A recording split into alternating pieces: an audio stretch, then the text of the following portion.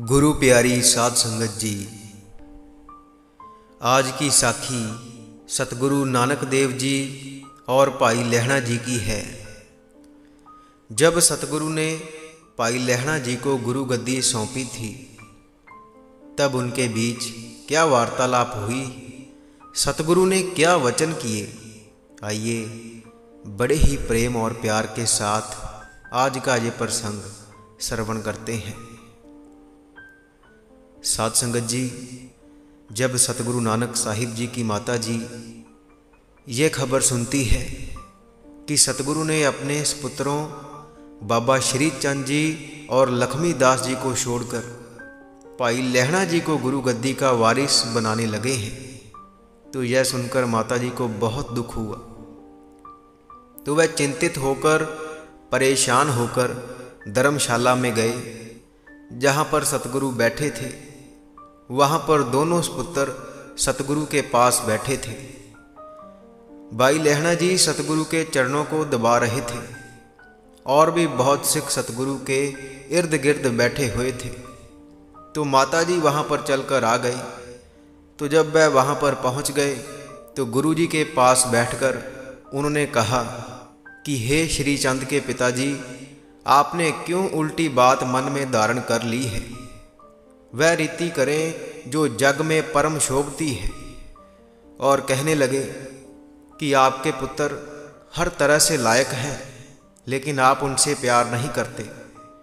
इस संसार में जिनकी वजह से वंश आगे बढ़ता है, उनकी वजह से ही हर जग श्रेष्ठ यश होता है, जिनकी वजह से नाम प्रकट होता है और मनुष्य की कुल जग में शोभा होती है। लेकिन आपने गुणवान पुत्रों को त्याग दिया है और अपने सेवक से आप बहुत प्यार करते हो। आप अपनी निजी शक्ति अपने पुत्रों को छोड़कर उस सेवक को देना चाहते हो। तो इस तरह आप जग में अपने पुत्रों से बढ़कर अपने सेवक को गद्दी दोगे। पहले भी इस संसार में बहुत अवतार हुए हैं, लेकिन किसी ने भी ऐसी मत धारण नहीं की है कि पुत्रों से भी बढ़कर दास हो जाएगा और आप अपनी गुरु गद्दी ही उसको दे दोगे। लेकिन यह बात अच्छी नहीं है। आप अपने मन में विचार कर लें। अगर आपके हृदय में ये चाह है तो आपकी औलाद सदा ही चित्त में तपेगी। नीति के विरुद्ध हुआ कार्य देखकर वह कभी भी सुख नहीं पाएंगे। गुरु प्यारी साध संगत जी, सतगुरु नानक ने सिखों को उपदेश देने के लिए ही इस तरह का कार्य किया था, क्योंकि बाबा श्री चंद जी पहले से ही भक्ति में लीन थे। उन्होंने पहले ही सतगुरु नानक को कह दिया था कि मुझे गुरु गद्दी नहीं चाहिए, मुझे सिर्फ भक्ति से प्यार है। तो सतगुरु ने उनके ऐसे वचन सुनकर बहुत समय तक चुप धारण कर ली। तो उस समय एक बिल्ली ने एक चूही को आधा खाकर सतगुरु के आगे फेंक दिया। तो सिखों ने बिल्ली को डराया और वह डर कर भाग गई, लेकिन वह चूही वहीं पर ही सतगुरु के आगे पड़ी रही। तो सतगुरु ने उस चूही के माध्यम से माता जी को समझाने की व्योंत बनाई। तो उन्होंने अपने पुत्र बाबा श्री चंद जी को कहा कि इस जगह एक मरी हुई चूही पड़ी हुई है, ये अच्छी बात नहीं, आप उसको उठाकर दरवाजे के बाहर फेंक आए। तो यह सुनकर बाबा श्री चंद जी ने कहा कि मैंने मदारी बहुत तरह के देखे हैं, जो हल्की बिल्ली बना देते हैं, खंभों का कबूतर बनाकर उड़ा देते हैं। आप उनके जैसी रीति कर रहे हो और आपने जो मन में कपट धारण किया हुआ है उसको मैं अच्छी तरह से जानता हूँ। सूर कुत्ते साथ लेकर आप बाहर फिरते रहे, फिर आपने एक मुर्दा दिखाया और फिर उस मुर्दे को कड़ा प्रसाद में तब्दील कर दिया, और फिर ऐसे बहुत सारे कपट हुए हैं। मुझे इनको देखने की कोई ज़रूरत नहीं, मैं इस मरी हुई चूही को नहीं उठाऊंगा। तो इतना कहकर वह चुप हो गए। और फिर सतगुरु नानक ने अपने दूसरे पुत्र बाबा लक्ष्मी दास जी को कहा कि पुत्र सुनो, यहाँ पर यह चूही पड़ी हुई है, तो यह अच्छी नहीं लगती, इसको उठाकर बाहर रखाओ। तो यह सुनकर बाबा लक्ष्मी दास जी बोले कि मेरे लिए यह उचित बात नहीं है। मैं मरी हुई चूही को हाथ नहीं लगाऊंगा। अगर आप कहते हो तो मैं किसी और को कहकर इसे यहाँ से उठवा देता हूँ। तो इतना कहकर वह घमंड में आकर चुप रहे। तो उसके बाद सतगुरु ने पाई लहणा की तरफ देखा और कहा कि हे प्यारे करतार, आप उठें और इस चूही को उठाकर बाहर फेंक आए। गुरु प्यारी साध संगत जी, ये सतगुरु ने आप ही कोई खेल रचा था। उन्होंने कोई बहाना बनाया था और ऐसी स्थिति बनाई थी, और सतगुरु अंगद देव जी को गुरु गद्दी बख्श करनी थी। इसलिए गुरु जी ने ही ये सारी व्यवस्था आप बनाई और बाबा श्री चंद जी और बाबा लक्ष्मीदास जी के मन को अपने हिसाब से मोड़ लिया। तो जब सतगुरु ने पाई लहणा जी को चूही को उठाकर बाहर फेंकने के लिए कहा था, तो पाई लहणा जी तुरंत उठे और उसको उठाकर दूर कहीं जाकर उसको फेंक आए। उस समय सतगुरु माता जी से बोले कि देखो, अपने मन में विचार करो, अपने पुत्रों को पराए पुत्र जानो। ये कभी भी आज्ञा नहीं मानते हैं, लेकिन पाई लहणा जी सदा ही आज्ञा में रहते हैं। यहाँ पर किसी के हाथ में कुछ भी नहीं है, सब कुछ करतार के अधीन है। जिस पर उसकी कृपा दृष्टि होती है वही सब कुछ हासिल करता है। इस धरती पर यहाँ पर नीचा स्थान होता है, पानी उसी तरफ जाता है और जाकर बड़ी मात्रा में टिक जाता है, और यहाँ पर बड़ा ऊंचा स्थान होता है, वहाँ पर एक बूंद भी नहीं ठहरती। तो गुरु जी के वचन सुनकर और अपनी आंखों से देखकर माता जी अपने घर चले गए। तो उसके बाद कुछ और दिन बीते और सतगुरु ने परखने की एक और विधि बनाई। साध संगत जी, संसार सागर को तारने के लिए जहाज रूपी गुरु जी अपनी मौज में सोए हुए थे और दोनों पुत्र सतगुरु के पास ही थे। तो सतगुरु ने बाबा श्री चंद जी को अपने पास बुलाया कि पुत्र, चादरों को धुलने के लिए सरोवर के पास लेकर जाएं और उसको सुखाकर तुरंत मेरे पास लेकर आएं। तो यह सुनकर बाबा श्री चंद जी ने कहा कि हम थके हुए हैं और हम आराम करना चाहते हैं। हमारे हाथ पानी में पड़ने से ठरते हैं। जब दिन होगा तो नौकर इसको ले आएगा, हमसे यह काम नहीं होता। और उसके बाद जब सतगुरु ने अपने छोटे पुत्र बाबा लक्ष्मीदास जी को कहा तो उन्होंने भी ऐसा ही उत्तर दिया। तो उसके बाद जब सतगुरु ने पाई लहणा जी को कहा कि पुरखा, जा हमारी चादर धुलकर ले आ, तो बड़े बागों वाले पाई लहणा जी सतगुरु की आज्ञा पाकर सरोवर पर जाकर चादर धुलने लगे। तो जब पाई लहणा जी सरोवर पर गए थे तब रात थी, और जब पाई लहणा जी ने चादर धुलनी शुरू की तो तुरंत ही दिन हो गया और धूप निकल गई। तो यह देखकर मन में बहुत हैरान हुए। चादर को धोकर और सुखाकर सतगुरु के पास लेकर आए और सतगुरु के आगे रखकर सतगुरु के आगे अपना शीश झुकाया। तो गुरु जी ने उनको उठाया और कहा कि हे अच्छी मत वाले, तुम जैसा इस जग में और कोई दूसरा नहीं। कितनी रात पड़ी हुई थी तब तुमने चादर धुली। तो यह सुनकर पाई लहणा जी ने कहा कि आप अपनी गति खुद ही जानते हैं। तो यह सुनकर सतगुरु ने कहा कि जिसके बागों में जो चीज़ होती है वही उसको मिलती है, उसके बिना किसी को कुछ नहीं मिल सकता, भले ही वह करोड़ों यत्न कर ले। तो और परीक्षा लेने की सतगुरु के मन में चाह थी। तो एक दिन सतगुरु सिखों के बीच बैठे थे और सतगुरु के दोनों पुत्र भी वहीं पर मौजूद थे, और उस समय माता जी भी पास ही मौजूद थे। तो सतगुरु ने एक बर्तन लिया और साथ ही में कीचड़ पड़ा हुआ था। तो सतगुरु ने उस बर्तन को उस कीचड़ में फेंक दिया और फिर बाबा श्री चंद जी को आज्ञा की कि पुत्र, बर्तन कीचड़ में गिर पड़ा है, उसको वहाँ से निकालकर मेरे पास लेकर आओ और उसको जल्द से धुलकर साफ करो।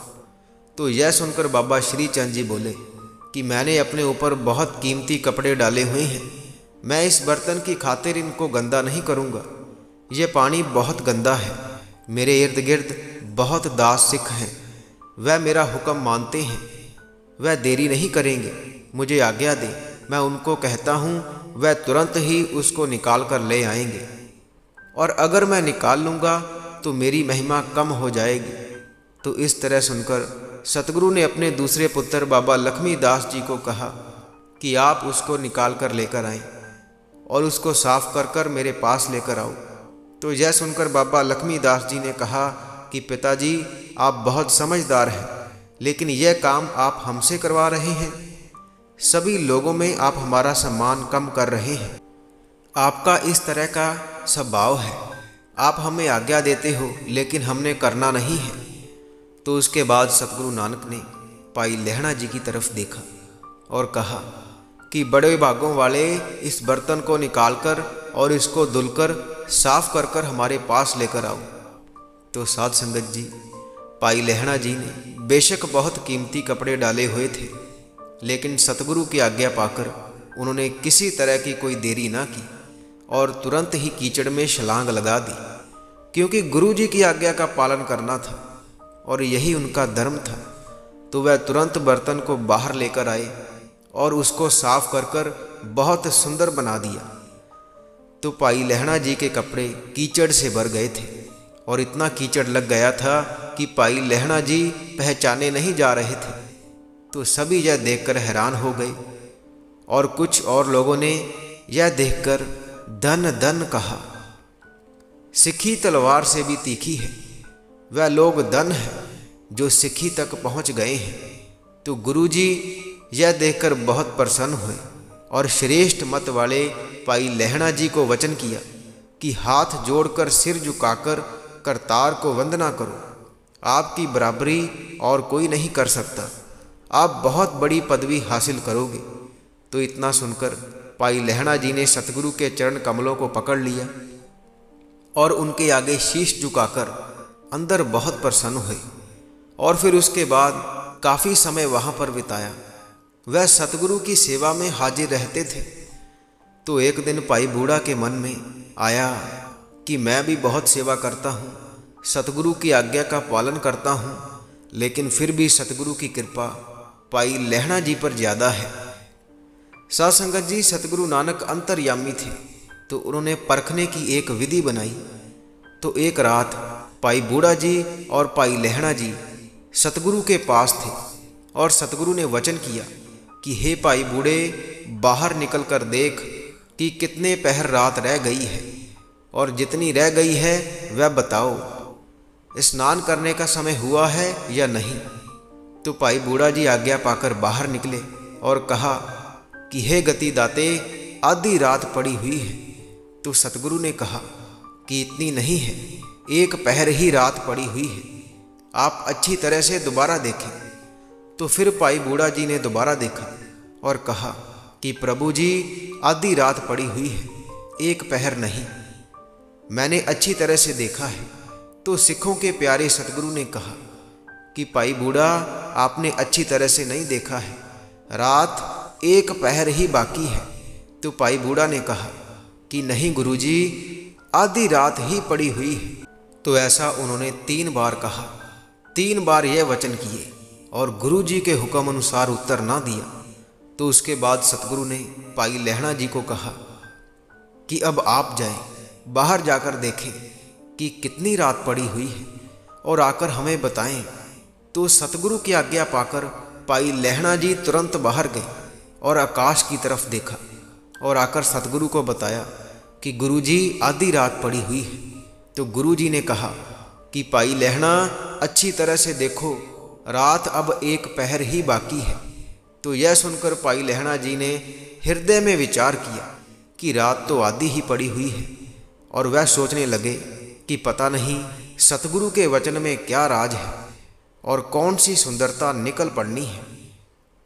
जो गुरु जी को अच्छा लगता है वह हम दास समझ नहीं सकते। और इस तरह हृदय में धारण कर कर बोले कि गुरु जी, मेरी आंखें नींद से भरी हुई हैं, इसलिए मैंने आधी रात देखी है, लेकिन रात एक पहर ही रहती है। अब जाकर मालूम हुआ है, जितनी रात आपने बताई है मैंने तो उतनी ही देखी है, मैंने और नहीं देखी, और अब आपने जितनी रखी है उतनी ही रहती है। सभी समय के आप मालिक हो, मुझसे भूल हो गई है, मुझे क्षमा करें। आप अवगुणहार को सदा ही बख्श देते हो मैं माड़ी मत वाला अच्छी तरह से देख नहीं सका। मैंने आप जी से झूठ बोला है। तो यह सुनकर गुरुजी भाई लहणा जी से बहुत प्रसन्न हुए और उनको सबसे महान जाना और कहा कि तू कसौटी पर खरा उतरा है और तू सोने की तरह शुद्ध है। सासंगत जी, इस तरह सेवक की हर तरह की परख की गई, कोई कमी नहीं छोड़ी और उनको रूहानियत का खजाना पाने के लायक समझा। उन पर कृपा की और बहुत प्रसन्न हुए और ताकत देने की मन में विधि बनाई थी। सतगुरु सोच रहे थे, अब मैं अपना जामा बदल दूं, और दिल में निश्चय कर लिया कि गुरुजी सुखों के सागर और पूर्ण महात्मा है, जो सेवकों की जमों की फाही काटते हैं। उसका ना कोई रूप है, ना रंग है, ना आकार है, ना शरीर है, ना रोग है, ना शोक है। वह सदा ही काल रहित है। वह पूर्ण परमेश्वर और पुरुषोत्तम है। उसका पार नहीं पाया जा सकता। उसकी कोई जात पात नहीं और उसका कोई माता पिता नहीं और उसका कोई भाई नहीं। वेद उसको अनंत कहते हैं और उस करतार ने अवतार धारण किया है और वह नानक रूप इस संसार में भी चल रहा है। जीव जंतु और पेड़ पौधों की जिसने रचना की है, नर नारियों के जिसने चिन्ह बनाए हैं, जो ज्योत स्वरूप अनुपम रूप है और जो राजाओं का राजा है, आद है, वह अपार है। साधु जन सदा चित्त लगाकर उसका सिमरन करते हैं। सो सतगुरु नानक ने मन में यह बात पक्की कर ली कि गुरु गद्दी भाई लहणा जी को देकर समा जाऊं। तो सवेरे सुबह उठकर सतगुरु दरिया की तरफ स्नान करने चल पड़े और भाई लहणा जी भी सतगुरु के साथ थे, जिनकी महिमा अपार है। जब वह दरिया के किनारे चले गए तो सतगुरु ने अपने कपड़े उतारे और सतगुरु जल में प्रवेश कर गए। तो सतगुरु स्नान कर कर किनारे पर खड़े रहे, जिन्होंने करोड़ों का उद्धार किया है। उस समय भाई लहणा जी ने भी स्नान किया और किनारे पर ध्यान लगाकर बैठ गए और 10वें द्वार पर श्वास टिकाए और प्रेम में मगन होकर ध्यान टिकाया। जो सतगुरु नानक का सुंदर स्वरूप था, उसको अपने हृदय में धारण किया, अंदर टिकाया। वह बेसुध हो गई और देही की सूझबूझ ना रही और दिल में अमोलक सुख प्राप्त किया। ध्यान में सतगुरु बैठे रहे। गुरु स्वरूप की लिव लग गई और श्री गुरु जी जो प्रेम की डोरी के साथ बंधे हुए थे, उन्होंने आप तप करना छोड़ दिया। सतगुरु उसी समय किनारे पर आ गए और उन्होंने भाई लहणा जी को देखा, जिनको उस समय अपने तन की सूझ नहीं थी। भाई लहणा जी बाहर का सुंदर स्वरूप नहीं देख रहे थे, अंतर्मुखी होकर ध्यान के रूप के अनुकूल हो रहे थे। भाव उसमें मगन थे। उस समय सतगुरु नानक का जो स्वरूप भाई लहणा जी के ध्यान में था, वह रूप गुरु जी ने भाई लहणा जी से छुपा लिया। तब भाई लहणा जी सावधान हो गए और उन्होंने अपनी आंखें खोली। उन्होंने अपने सामने गुरु जी को देखा और हाथ जोड़कर प्रणाम किया और उनको साथ लेकर चल पड़े और धर्मशाला में विराजमान हो गए। जो गुरु जी सिखों को सभी सुखों से शोभित करते हैं, भाई लहणा जी को वहाँ पर बिठाकर विशाल संगत को बुला लिया और दोनों पुत्रों को भी बुलाया और वह भी धर्मशाला के अंदर आ गए। भाई लहणा जी को बड़े ही प्रेम पूर्वक सतगुरु ने देखा। 5 पैसे और एक नारियल लिया, उनके इर्द गिर्द 3 प्रक्रिया की और हाथों से बेट आगे कर दी। हाथ जोड़कर सिर निभाया। भाई लहणा जी यह देखकर डर गए और हैरान रह गए और मन में सोचा कि ये महान उल्टी नीति हो गई है। और उस समय इस तरह वचन किया कि आप तो खुद करतार परमेश्वर हो, राजाओं के राजा हो। आपने जिस शरीर के आगे सिर निभाया है वह उचित नहीं है। मैंने ये देखकर बहुत बड़ा दुख पाया है। यह सुनकर गुरुजी ने कृपा तारण कर इस तरह कहा, पुरखो अब आप चुप रहें। आपने कोई वचन नहीं करना है, कोई वचन नहीं कहना है। आप जो भी बात कहोगे वह सच होगी। दोबारा से कोई वचन नहीं करना है। मेरी इस तरह आज्ञा मानो। अब आप सारे जगत के गुरु हो गए हो। आज से आपका नाम अंगद हो गया है। मैंने आपको अपने निजी अंगों से बनाया है। सत नाम के सिमरन को प्रकट करो। और इसका प्रचार करो। इस तरह कहकर हृदय प्रसन्न हो गया, विशाल प्रकाश हो गया, जगत में उल्टी गंगा चला दी, गुरु को गुरियाई देकर गुरु बना दिया, इस प्रकार तख्त पर बिठा दिया। और फिर सभी को वचन किया, जो कोई भी मेरा शिष्य है वह इनके चरण कमलों पर सिर रखकर इनको प्रणाम करे और इनको मेरा ही स्वरूप जाने। तो सतगुरु की आज्ञा मानकर भाई बूढ़ा जी और सिख तुरंत सतगुरु की वंदना करने आए। और फिर उसके बाद सतगुरु नानक ने सतगुरु अंगद देव जी को कहा कि हमारे बाद जो जन्म ले उन सब की यह गुरबाणी मुक्तिदाता होवेगी। जैसे जहाज पर चढ़कर सागर पार कर लिया जाता है, उसी तरह इस बाणी को पढ़कर संसार का उद्धार हो जाएगा। यह सुनकर गुरु अंगद देव जी ने वंदना की और गुरबाणी गायन करने लगे। फिर सतगुरु ने पहली बाणी का नाम जप रखा और अपने मुख से महिमा की। और जब भी मनुष्य सुख का अभिलाषी होगा वह रात उठकर स्नान करे, श्री जपजी साहब को चित्त लगाकर पढ़े, अपने मन में गुरबाणी के अर्थों के विचार करे, तो वह किसी शंका के बगैर मुक्ति प्राप्त करेगा। श्री जपजी साहब के सेवन की जिनके मन में प्रीति होगी उनको मेरी निकटता प्राप्त होगी, कि जो एक मन होकर कामना धारण करेंगे उनकी कामना तुरंत पूरी होवेगी। फिर जंतर मंतर और महान मंत्र, भूत प्रेत और द्वैत मेरे सिख का कुछ नहीं बिगाड़ सकते। इनमें से कोई भी उसके नज़दीक नहीं जाएगा जो चित्त लगाकर जपजी साहब पढ़ेंगे। जिन मनुष्यों ने यह देह पाई है वह श्री जपजी साहब के बिना व्यर्थ देह गवा देंगे, व्यर्थ जन्म जाया कर देंगे। सिखों के लिए गुरु का मंत्र योग है। यह आगे की दुनिया में बहुत सुख देता है। जो गुरु का आशिक होकर जपजी साहब को ज़बानी याद नहीं करता वह गुरु का सिख नहीं कहलाता। श्री जपजी साहब का सेवन एक मन होकर और मनचित लगाकर करना चाहिए। दास ने बहुत थोड़ी महिमा बयान की है, इसकी महिमा बयान नहीं की जा सकती, वह बहुत ऊंची अकथ और अथाह है। श्री जपजी साहब सुखों के दाता हैं। हे मेरे मन, तू सदा श्री जपजी साहब का सेवन कर। देवता विधि प्राप्त करना चाहते हैं, वह सोचते हैं कि किसी तरह मनुष्य जन्म मिले, देह प्राप्त हो और हम नानक पंथ धारण करें। श्री जपजी साहब का सेवन करने से जमों की फाही कट जाती है और मनुष्य को अविनाशी की पदवी प्राप्त होती है। इस तरह जो देवता चाहते हैं, साध संगत जी, वह सब कुछ आपको पहले से ही प्राप्त है। भाव, आप सभी को मनुष्य देही पहले से ही मिली हुई है। बार बार क्या बताएं, अंत समय बहुत दुखदाई होगा।